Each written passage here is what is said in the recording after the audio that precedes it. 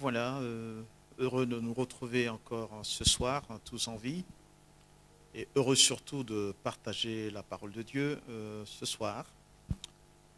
Je voudrais ici vous saluer dans le nom précieux de notre Seigneur Jésus et de partager, ou du moins commencer par le résumé de ce que nous avions partagé pendant la semaine, mais aussi vous donner peut-être de nouvelles indications si nous en avons le temps.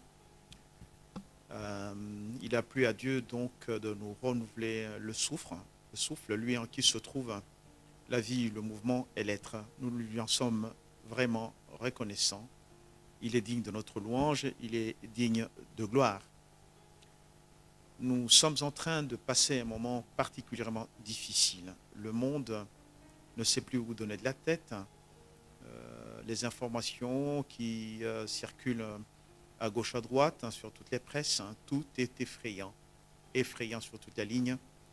Lorsque nous voyons surtout des cortèges funèbres et les statistiques des décès, des cas d'infection, quelque part nous cherchons à comprendre pourquoi cet état de choses, parce que c'est finalement des événements qui arrivent de manière soudaine.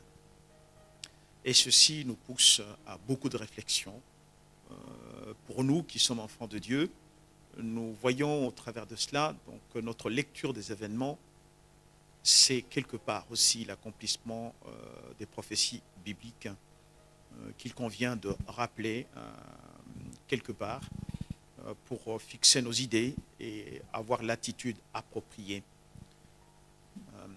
Pour cela, lorsque nous regardons par exemple le livre d'Apocalypse, chapitre 6, versets 7 et 8, nous découvrons ceci.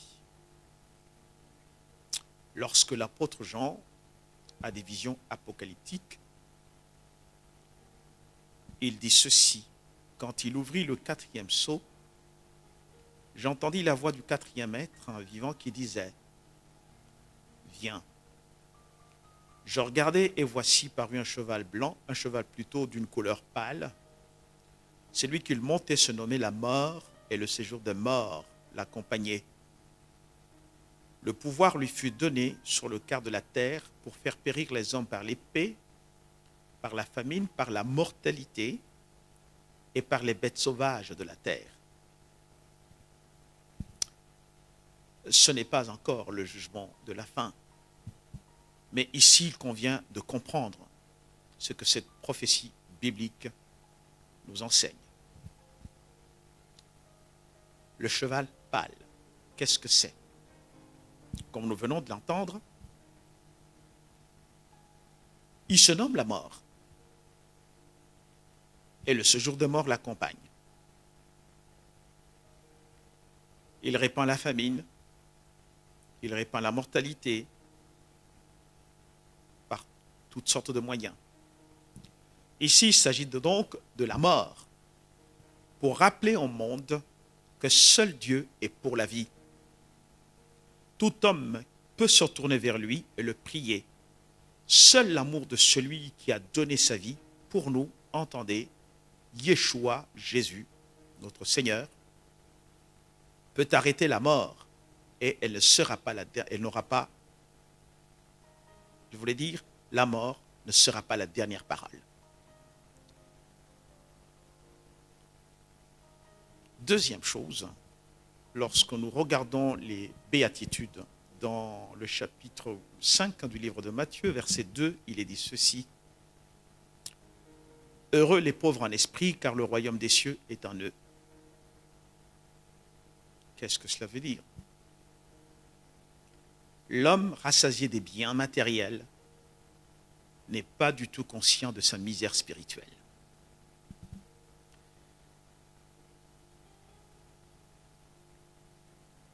Il faut comprendre que tout être qui vit dans l'amour vit en Dieu. Quelle doit être notre attitude face à tous ces événements? Je le rappelais dimanche. 1. Le livre des Proverbes, chapitre 14, verset 30 dit: un cœur calme est la vie du corps, mais l'envie et la carie des os. Vous le savez aujourd'hui, dans la communauté, que le mot os ou les os, etsem, signifie tout simplement la substance de mon être. Autrement, l'os, qu'est-ce que c'est? Etsem, ça commence par ats, qui veut dire l'arbre, et la chair et la moelle des os. Voilà, toutes ces choses, vous les connaissez.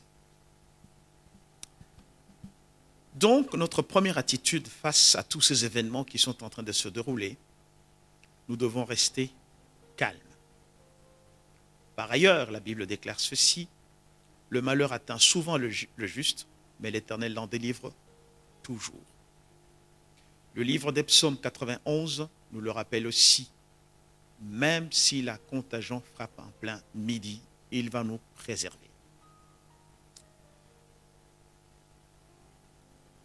Ensuite, le livre d'Ésaïe, chapitre 30, verset 15, dit ceci: car ainsi a parlé le Seigneur, l'Éternel, le Saint d'Israël.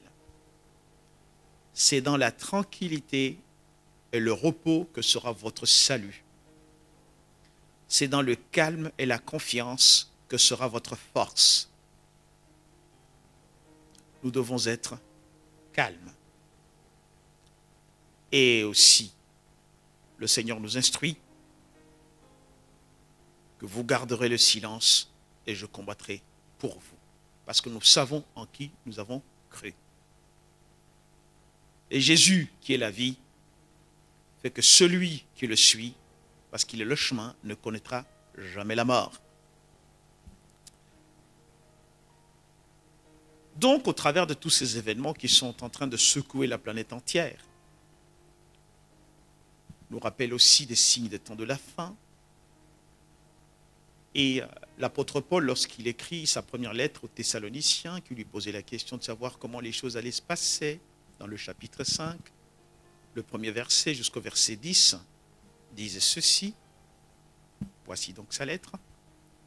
Pour ce qui est des temps et des moments, vous n'avez pas besoin, frères, qu'on vous en écrive. Car vous savez bien vous-même que le jour du Seigneur viendra comme un voleur dans la nuit, quand les hommes diront paix et sûreté. Alors une ruine soudaine les surprendra, comme les douleurs de l'enfantement surprennent la femme enceinte, et ils n'échapperont point. Mais vous, frères, vous n'êtes pas dans les ténèbres pour que ce jour vous surprenne comme un voleur. Vous êtes tous des enfants de la lumière et des enfants du jour. Nous ne sommes point de la nuit ni des ténèbres. Ne dormons donc au point comme les autres, j'insiste, ne dormons donc point comme les autres, mais veillons et soyons sobres. Car ceux qui dorment, dorment la nuit, et ceux qui s'enivrent, s'enivrent la nuit. Mais nous qui sommes du jour, soyons sobres, ayant revêtu la cuirasse de la foi et de la charité, et ayant pour casque l'espérance du salut. Car Dieu ne nous a pas destinés à la colère, mais à l'acquisition du salut par notre Seigneur Jésus-Christ, qui est mort pour nous, afin que soit que nous veillions, soit que nous dormions, nous vivions ensemble avec lui. Entre autres signes des temps de la fin, je vous l'avais encore dit le dimanche, Luc chapitre 21, versets 9 à 13. Quand vous entendrez parler des guerres et de soulèvements, ne soyez pas effrayés, car il faut que ces choses arrivent premièrement. Mais ça ne sera pas encore la fin. Alors, il leur dit, c'est le Seigneur Jésus qui parle à ses disciples, une nation s'élèvera contre une nation, un royaume contre un autre royaume. Il y aura des grands tremblements de terre en divers lieux, des pestes et des famines. Il y aura des phénomènes terribles et des grands signes dans le ciel. Mais avant tout cela, on mettra la main sur vous et on vous persécutera. On vous livrera aux synagogues, on vous jettera en prison. On vous mènera devant les rois et devant les gouverneurs à cause de mon nom. Cela vous arrivera pour que vous serviez de témoignage. Une autre promesse du Seigneur. Ne soyez pas effrayés. Une nation s'élèvera contre une nation. Un royaume contre un royaume. Aujourd'hui, face à ces événements, par exemple, on voit voler en éclats toute l'Union européenne. Pratiquement. On se demande même finalement ce que ça veut dire. Les nations se lèvent les unes contre les autres. Mais la Bible parle des pestes, je vous l'avais dit, je le répète. Le mot peste qui se dit dévers. Mais il peut aussi se lire d'avare. C'est le même mot, les mêmes lettres. Mais en fait, qu'est-ce que cela veut dire? Chaque chose qui a été créée par la parole. Et chaque chose créée répond à la parole qui la fonde. Qu'arrive-t-il alors lorsqu'on sépare chaque élément de la création de la parole qui la fonde? Eh bien, ça produit la peste. La peste qui englobe toutes sortes de calamités, toutes sortes de désastres, des maladies, y compris la mort. Bien-aimés, voyez bien que tout passe, mais la parole de Dieu finit par s'accomplir. Lorsqu'on dit au monde de suivre la parole de Dieu, de suivre les consignes du Créateur et que personne n'en veut, eh bien, nous arrivons à ce que nous sommes en train de subir tous ensemble. Et malheureusement, il y a aussi des innocents qui y passent. Et ça, c'est terrible. Et l'homme, malheureusement, ne comprend pas, parce que ce n'est pas la première fois que cela arrive. Au XIVe siècle, il y a eu des millions de morts à cause de la peste. La peste espagnole vers les années 1918, tout le monde le sait. Il y a eu d'autres phénomènes, le sida et tout ce qui s'ensuit. Aujourd'hui, on parle du coronavirus, on parle du syndrome respiratoire aigu sévère et tout ce qu'on veut. Nous y reviendrons. Mais aussi, le Seigneur nous dit, nous, les enfants de Dieu, nous serons persécutés. Et déjà, je pense que la Pâque de cette année, ça va être un problème. Mais la Bible nous dit pourtant que, on nous jettera aussi en prison, donc nous devons nous attendre à toutes ces choses. Mais le Seigneur sera toujours avec nous. Mais en fait, à cause de cela, lisons pour mieux comprendre encore la prophétie du prophète Jérémie chapitre 9, versets 21 à 24. Et nous allons entendre cette parole prophétique. Il dit ceci, car la mort est montée par nos fenêtres, elle a pénétré dans nos palais, elle extermine les enfants dans la rue, les jeunes gens sur les places. Dit, ainsi parle l'Éternel. Les cadavres des hommes tomberont comme du fumier sur les champs, comme tombe derrière les moissonneurs une gerbe que personne ne ramasse. Ainsi parle l'Éternel. Que le sage ne se glorifie pas de sa sagesse, que le fort ne se glorifie pas de sa force, que le riche ne se glorifie pas de sa richesse, mais que celui qui veut se glorifie d'avoir de l'intelligence et de me connaître, de savoir que je suis l'Éternel qui exerce la bonté, le droit et la justice sur la terre. Car c'est à cela que je prends plaisir, dit l'Éternel. Ça dépeint pratiquement toute la situation que nous sommes en train de vivre aujourd'hui. Parce que l'homme, quelque part, il se croit maître de l'humanité. Il croit que la nature lui appartient alors que c'est lui qui fait partie de la nature. La situation est très triste. L'orgueil est mis à l'épreuve. Aujourd'hui, le monde ne contrôle absolument rien. Je le disais, et je voudrais donner une assurance à ceux qui nous suivent, les enfants de Dieu, et même les autres, que Dieu a autorité sur toutes les tempêtes. un des signes des temps de la fin. Qui s'attendait à ce que tout le monde soit confiné? Heureusement pour nous, la parole de Dieu ainsi que la prière ne peuvent pas être confinés. Elle n'a même pas besoin de visa pour aller dans un pays quelque part.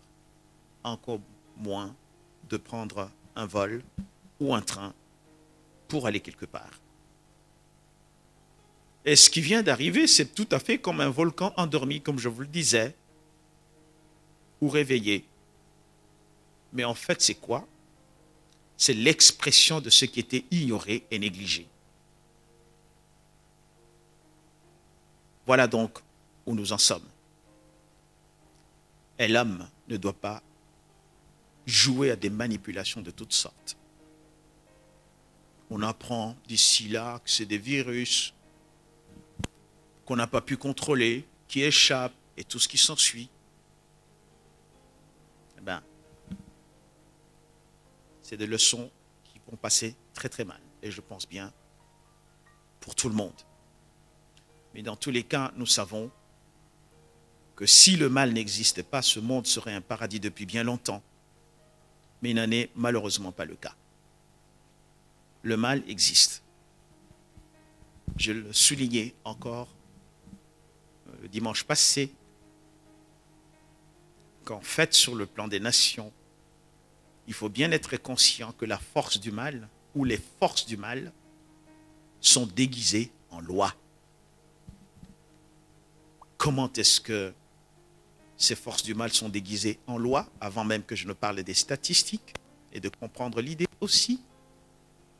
C'est que parfois, les informations que nous recevons, qui sont contradictoires, et même par moments fantaisistes, quelque part, on joue aussi de la... Je veux dire, les mots sont peut-être très durs, de la comédie politique. Pourquoi? Et qu'est-ce que c'est que la comédie politique? Parce que cette comédie veut que ceux qui veulent gouverner doivent avoir recours au mensonge et à la ruse, parce que les grandes qualités nationales comme la franchise et l'honnêteté sont considérées comme des vices politiques. Parce que, bon, il y a quelqu'un, c'est un philosophe grec, qui avait dit qu'empêcher quelqu'un de réfléchir est une insulte à l'intelligence. Nous marchons, nous, dans la puissance de la révélation et pas dans la puissance de l'information, une fois de plus, parce qu'il y a plein de choses qui pourraient être dites à ce sujet. Pourquoi? Parce que, bon, un petit détail, le rôle des journalistes, c'est juste le rôle des rapporteurs de nouvelles, sans aucune importance. Comment? Parce que, bon, leur rôle, c'est soit de camoufler l'information, la masquer, la manipuler, ou la maquiller tout simplement 24 heures sur 24. Ils ne peuvent pas donner leurs propres opinions, ça ils ne me contrediront pas, mais sinon ils sont virés tout de suite, je l'avais déjà dit. Le but de ceux qui prétendent gouverner le monde, j'y reviendrai, parce que bon, le coronavirus, c'est une conséquence de la gouvernance mondiale, quelque part. Ça, il n'y a personne qui peut le contredire. Okay, mais, à vrai dire, les médias, parce que ce mot, une fois de plus, je le rappelais le dimanche passé, c'est juste un mot pluriel de médium. Qu'est-ce que c'est qu'un médium? C'est un intermédiaire entre le monde invisible et le visible. Donc, il est là pour communiquer un message qui vient de l'au-delà. En cela, bon, celui qui regarde les médias doit se douter qu'il y a une réalité invisible quelque part qui lui communique une certaine réalité. Mais moi, ici, je vous lis la parole de Dieu et je vous parle. Vous savez que c'est moi, il n'y a pas de doute. Donc, tous les médias ont comme ordre de convaincre les goïms. Et les goïms, qu'est-ce que c'est? C'est ceux-là qui sont considérés comme du bétail humain qui ne peuvent pas réfléchir par eux-mêmes. On doit donc réfléchir à leur place et leur imposer une certaine manière de voir les choses et même de juger. Donc, convaincre les goïms que la seule façon de mettre fin à la guerre est d'accepter la gouvernance mondiale. Alors, le but pour cela, c'est 1. Abrutir la population engourdie dans un système intérieur de pensée. Personne ne peut douter. Les informations, c'est 24 heures sur 24, les mêmes sur toutes les chaînes dans le monde entier. Deuxièmement, provoquer la peur et la crainte de sortir de cet environnement qui leur est imposé. Troisièmement, obtenir le contrôle, le pouvoir absolu sur toutes les richesses, les ressources naturelles et la main-d'œuvre du monde entier. Et pour atteindre ce but, nous le savons, ils travaillent sans cesse à diviser les populations, à élever les hommes les uns contre les autres, en encourageant les oppositions, les différences entre les groupes sociaux, les nationalités et même les religions, et puis les amener à se battre entre eux pour finalement les affaiblir et enfin les faire assujettir très facilement. Là, c'est le chemin global de ce monde où nous allons. Et je parlais du coronavirus. D'abord, nous devons étudier, essayer de comprendre ce que ça veut dire ce mot. Qu'est-ce qu'il véhicule? Quel est le programme qui est véhiculé? Le mot corona, j'entends par là, il y a une couronne, mais couronne qui nous amène où? On ne sait pas. Bon, nous y reviendrons. Et je parlais des crises qu'on a déjà connues, tout simplement liées à des manipulations. J'avais rappelé le cas des vaches folles, tout le monde le sait. Pourquoi est-ce qu'on a connu finalement des vaches folles, des bêtes folles, tout ce qu'on veut? Tout simplement, c'était lié à la manipulation de l'homme qui donne de la nourriture composée de la viande aux herbivores. Et le résultat, c'était celui-là. Et nous avons tous mangé de cette viande-là avant qu'on dise que ce n'était pas bon. On ne sait pas ce que ça produira dans les jours qui viennent. Il y a eu la grippe aviaire, il y a eu Ebola, NH1, etc. La perse porcine, baptisée africaine, le Covid-19 asiatique. Vive la mondialisation et bienvenue à la gouvernance mondiale ou l'enfer sur terre. Mais dans cette réflexion, une fois de plus, il y a quelque chose à relever. Parce qu'il y a des pandémies dont on ne parle pas pour honorer la narrative à la mode. Les avortements, il y a déjà quelques dizaines d'années, les statistiques relevées officielles, 153 000 bébés tués par jour, multipliés par 365, et ça je parle des statistiques il y a des dizaines d'années, des statistiques connues. Alors imaginez depuis, avec le désenclavement du sexe, avec des maladies qui vont avec, c'est une catastrophe, cette pandémie-là, il n'y a personne qui en parle. Oui, bien sûr, parce que bon, c'est un marché porteur. Pour trouver des médicaments pour guérir, une opportunité qui arrange certains lobbies pharmaceutico-financiers, tout ce qu'on veut. Et ces lobbies, on le voit du point de vue de l'agriculture, des herbicides, des pesticides, tous véhiculant des perturbateurs endocriniens qui distillent les cancers et les sources de souffrance qui remplissent, bien entendu, les caisses de quelques individus et même des États. Je veux dire des maîtres, de ceux qui se disent maîtres de l'univers. Au point qu'on voit aujourd'hui les conséquences, les hommes qui n'arrivent pas à enfanter, les femmes avec toutes sortes de souffrances, des myomes, des cancers, et aussi des enfants quelque part, nous le voyons, qui naissent avec des malformations, et la liste des drames est très très très longue. Personne ne parle des pandémies. Par exemple, des millions, 10 millions environ, 10 millions de personnes qui meurent chaque année des effets secondaires des médicaments. on parlerait plutôt des pandémies médicales, mais personne ne le fait parce que ça renfloue les caisses de l'État. La cigarette tue. Information officielle à la télé. Moi, j'avais suivi personnellement cela. 20 000 personnes en Belgique. C'est plus que le sida.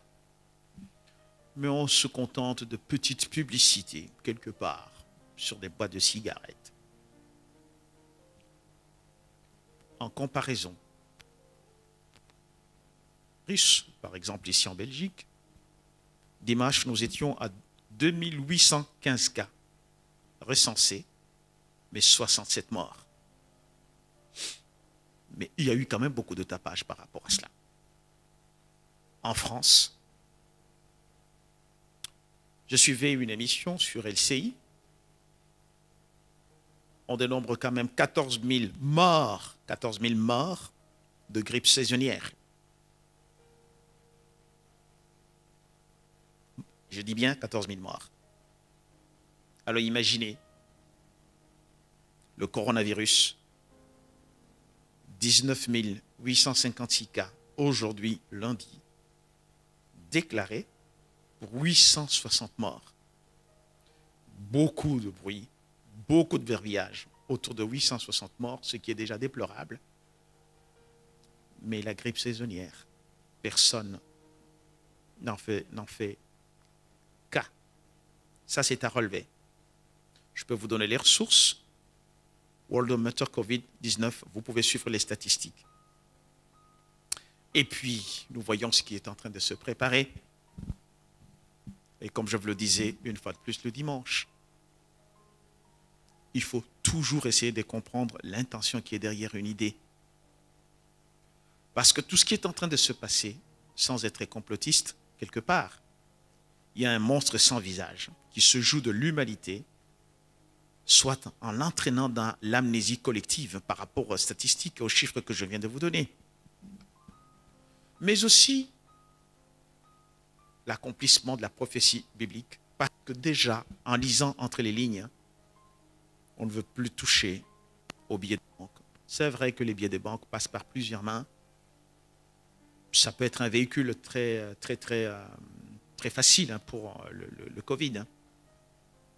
Mais l'intention qui est derrière,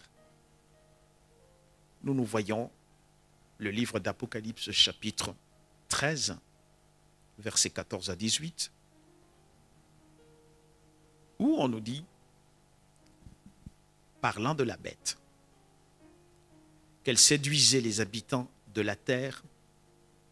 Un petit remarque très pertinent, je pense utile.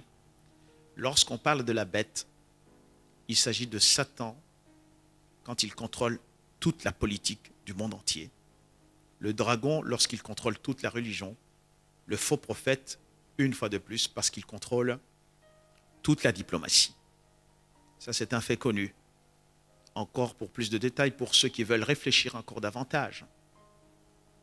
L'ordinateur central qui contrôle toutes les populations ici en Europe, installé ici à Bruxelles, ça se dit la bête, the beast. Sa copie se trouve en Hollande, à Amsterdam. Ça, c'est connu aussi. Alors, je continue donc à lire cette parole. Qu'elle séduisait les habitants de la terre par des prodiges qui lui étaient donnés d'opérer en présence de la bête, disant aux habitants de la terre de faire une image à la bête qui avait la blessure de l'épée et qui vivait. Et il lui fut donné d'animer l'image de la bête, afin que l'image de la bête parlât, et qu'elle fit que tous ceux qui n'adoreraient pas l'image de la bête fussent tués. Évidemment, ici on parle des médias, une fois de plus, de la télé. Bon, la prophétie biblique date d'il y a 2000 ans, on ne pouvait pas l'exprimer autrement. Et elle fit que tous, petits et grands, riches et pauvres, libres et esclaves, reçussent une marque sur la main droite et sur le front, et que personne ne put acheter ni vendre sans avoir la marque, le nom de la bête ou le nombre de son nom. C'est ici la sagesse, que celui qui a de l'intelligence calcule le nombre de la bête, car c'est un nombre d'hommes, et son nombre est 666. très important, parce que la bête, the beast, ça fait exactement 666. La marque de la bête, mark of the beast, 666. Le bio-implant, 666. La monnaie dans la main droite, qui se dit Mondex Chip, ça fait 666. Et plus encore, lorsque la Bible parle de Satan qui va séduire Adam et Ève, il dira, vous serez comme Dieu. Ce qui se dit en hébreu, Ke Elohim. C'est exactement 666. Vous voyez ici, l'homme qui se prend maintenant pour un Dieu, il devient Dieu. Il croit que tout lui appartient. Il croit qu'il peut tout faire. Alors vous comprendrez, soit dit en passant, Néron César, empereur de romain, Auguste César, tous ces gens, leur nom faisait 666. Je peux encore vous dire davantage. L'ordre des flambeurs en Allemagne, 666, etc., etc. C'est là où nous sommes. Donc, ici, l'objectif, dans les années qui vont suivre, ce sera certain, on va supprimer complètement les billets de banque. Vous me le direz. Cette technologie existe déjà depuis longtemps. Elle avait été inaugurée par l'ancien président Obama. Je me souviens à un moment donné, c'était, je pense bien, le 29 mars, j'ai oublié l'année. On y reviendra de toutes les façons dans les contacts pour que vous puissiez le savoir. Si ce n'est pas encore effectif aujourd'hui, parce qu'il faut d'abord préparer l'opinion, il faut préparer les mentalités pour pouvoir l'accepter. Et ainsi, vous voyez, petit à petit, là où nous sommes en train d'aller, jusqu'à pousser les gens à accepter cette monnaie dans la main droite, donc cette puce électronique. Et voilà, comme dans leur méthode, ils créent la panique, ils créent la peur. Un jour, on dira, voilà, il faudra pucer tous les enfants et tout ce qui s'ensuit. Et bon, les parents qui auront peur accepteront, etc. On connaît leur méthode. Voilà. Mais bon, c'est sans compter avec l'avènement de notre Seigneur quand il viendra, c'est sûr. Parce que bon, la parole part de l'expression de la colère de l'agneau qui se fera en 3 étapes, comme je vous l'avais rappelé. 1, ce sera l'ouverture des 7 sceaux de jugement. Je vous en parlerai en détail. 2, l'agneau qui permettra au diable de régner pour un peu de temps, accompagné d'une haine contre les Juifs. Ça, ce n'est pas la première fois. 3e, l'agneau qui va verser les 7 coupes. Je vous en donnerai les détails aussi, avant que n'arrive finalement, malgré tout ce qu'ils sont en train de préparer, la destruction de tous les systèmes religieux. Pour référence, vous regarderez dans le livre d'Apocalypse, chapitre 17, du 1er verset jusqu'au verset 7. Ensuite, la destruction des systèmes politiques et économiques du monde. L'Apocalypse, chapitre 18, du 1er verset jusqu'au verset 24. Viendra le triomphe de l'agneau sur les pécheurs, sur Satan, à Armageddon, nous le savons. Le livre d'Apocalypse, chapitre 19, du 1er verset jusqu'au verset 19 et le verset 21. Et enfin, la condamnation de l'antichrist et du faux prophète pour l'enfer. Apocalypse, chapitre 19, verset 20 et suivant. Et après, viendra l'enlèvement de l'Église du Seigneur. Je vous l'avais dit, et je vous avais donné la référence dans 2 Thessaloniciens, chapitre 1er, verset 7, et le chapitre 2 du 1er verset et suivant. Ça, c'est le schéma global. Je reviendrai donc en détail par rapport à tout cela pour vous montrer comment les choses vont se passer. Je donnerai des enseignements, je prendrai des enseignements sur ce temps de la fin, sur l'eschatologie, et vous aurez le temps de poser les questions nécessaires par rapport à cela. On y reviendra. Mais dans l'entretemps, que devons-nous faire? Sachez que le coronavirus, le SARS ou tout ce qu'on veut, ce ne sont que des noms. Et la parole déclare, au nom de Jésus, tout genou fléchit, qu'il soit dans les cieux, sur la terre ou sous la terre. Mais pour vous qui me suivez en ce moment, sachez ceci aussi, que Dieu dit, je suis l'Éternel Dieu qui vous guérit, comme je vous l'avais dit le dimanche passé. Mais bien entendu, la guérison, comme la bénédiction sont conditionnelles. Et ces conditions, je vous l'avais dit, le Seigneur nous le montre clairement dans sa parole, que je voudrais ici vous rappeler très brièvement. Le livre de Jean, chapitre 10, versets 10 à 13. Je cite, « Le voleur ne vient que pour dérober, égorger et détruire. Moi, je suis venu afin que les brebis aient la vie et qu'elles soient dans l'abondance. Je suis le bon berger. Le bon berger donne sa vie pour ses brebis, mais le mercenaire, qui n'est pas le berger et à qui n'appartiennent pas les brebis, voit venir le loup, abandonne les brebis et prend la fuite. Et le loup les ravit et les disperse.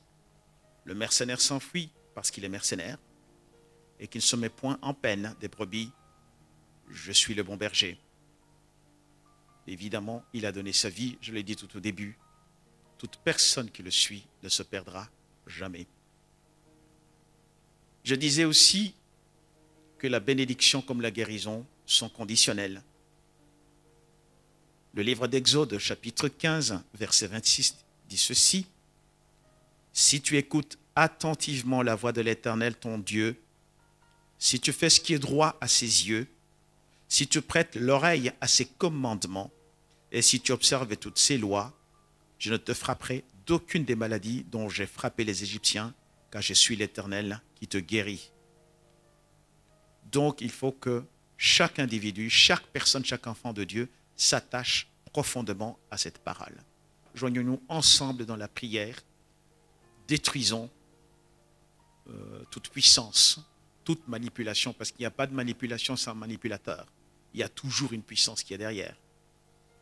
Derrière une situation physique, un événement physique, il y a toujours une réalité spirituelle. Parce que c'est le spirituel qui façonne le physique.